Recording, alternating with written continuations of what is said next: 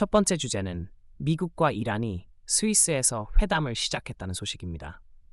미국 측 대표단은 부통령 J.D. 벤스가 이끄는 팀이고 이란 측은 의회의장 모하마드 바게르 갈리바프 등이 이끄는 대표단이 파키스탄 카타르의 중재로 스위스의 부르겐스톡에서 회담을 시작했습니다. 이번 회담은 지난주 미 이란 간에 체결된 잠정 합의의 기술적 세부 조항을 60일 안에 최종화하기 위한 후속 협상으로 향후 이란의 핵 문제 등 쟁점도 다룰 예정이었으나 일부는 회담 대상에서 보류됐습니다. 한편 이란은 이스라엘의 레바논 공습과 미 측의 약속 불이행 등을 이유로 호르무즈 해협을 다시 폐쇄했다고 발표했지만 미국군과 당국은 해협이 계속 개방돼 있고 미군이 상황을 감시 중이라고 부인했고 발표 직후 상업용 항해는 급감했다가 일시 회복 후 다시 줄어드는 등 실제로 페르시아만에 갇힌 선박 약 500척, 승무원 2만 명이 영향을 받고 있으며 호르무즈 폐쇄는 유가 보험, 항로 안전,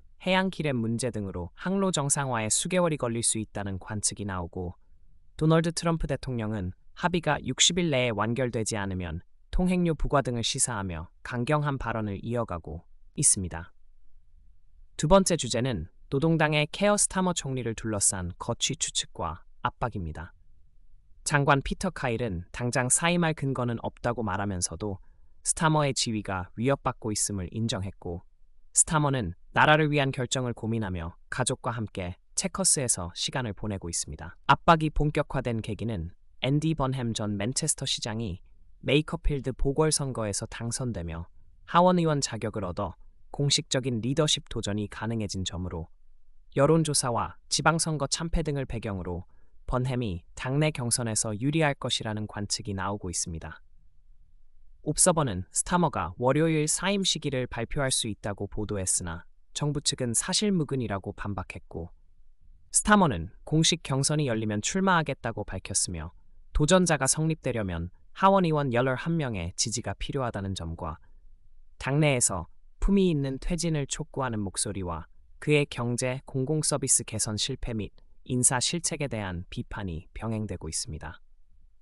세 번째 주제는 케빈 워시 연준 의장의 연준 재구성 의제와 데이터 중심 정책 강조입니다. 워시 의장은 연준의 거의 모든 정책 운용 방식을 재검토하기 위해 내부 외부 전문가를 동원한 5개 태스크포스를 출범시켜 원칙, 의사소통, 경제지표, 데이터 활용, 인플레이션 측정 및 원인 분석, 인공지능 영향, 대차대조표 구성 축소 경로 등 핵심 영역을 전면적으로 재검토하도록 했습니다. 태스크포스들은 관행을 점검하고 대안을 모색해 정책 결정자들에게 권고안을 제시하는 방식으로 합의를 형성하는 데 초점을 두고 있고 최근엔 전통적 상투문구를 줄이고 금리 결정 내용을 앞부분에 배치하는 등 의사소통 방식을 바꾸는 방안도 추진 중입니다.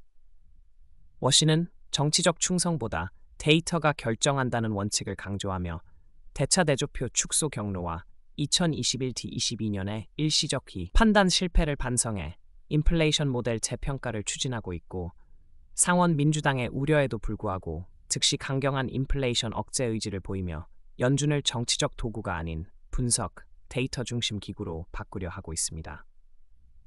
네 번째 주제는 도미니카 공화국의 대형 리조트 화재입니다. 바야히베의 비바 도미니쿠스 비치 리조트에서 대형 화재가 발생해 약 1,700명의 관광객이 대피했고 이탈리아 국적 관광객 1명이 연기 흡입으로 사망했습니다.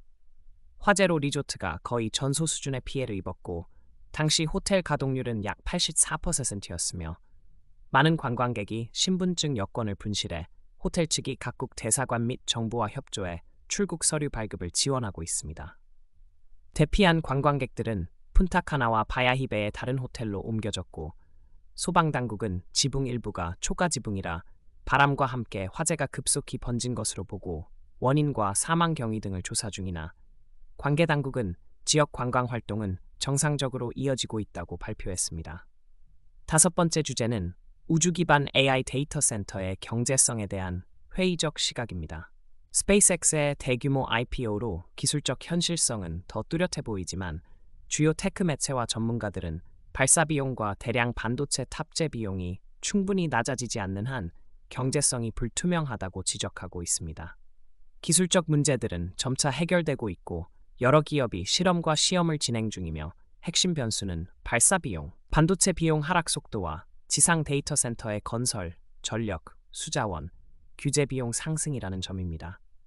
일부는 2-3년 내 경제성이 가능하다고 주장하는 반면 다른 전문가들은 더 긴 시간이 필요하다고 보고 있고, 지역사회 반발이나 기후재해 리스크, 칩의 에너지 효율 변화 등 여러 변수가 결과를 좌우할 수 있어 현재로선 사업성이 여전히 불확실하다는 결론입니다.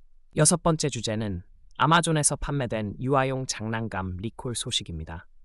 듀오퍼 토이즈의 풀스트링 티딩 토이즈 약 7만여 개가 미국 소비자 제품 안전위원회에 의해 리콜됐고, 최소 3건의 사고에서 실리콘끈이 목 뒷부분까지 들어가 호흡곤란이나 질식 위험을 일으킨 것으로 보고됐습니다. 해당 제품은 2023년 8월부터 2026년 3월까지 아마존에서 판매됐고, 캘리포니아 산베르나디노에서 유통되었으며 중국에서 제조됐으며, 소비자는 즉시 사용을 중단하고 실리콘끈을 모두 잘라서 제품에 destroyed라고 적은 뒤 사진을 recalls.gopotoys.com으로 보내면 전액 환불을 받을 수 있습니다. CPSC는 유사한 이유로 과거에도 다른 유아용품 리콜 사례가 있었다고 덧붙였습니다.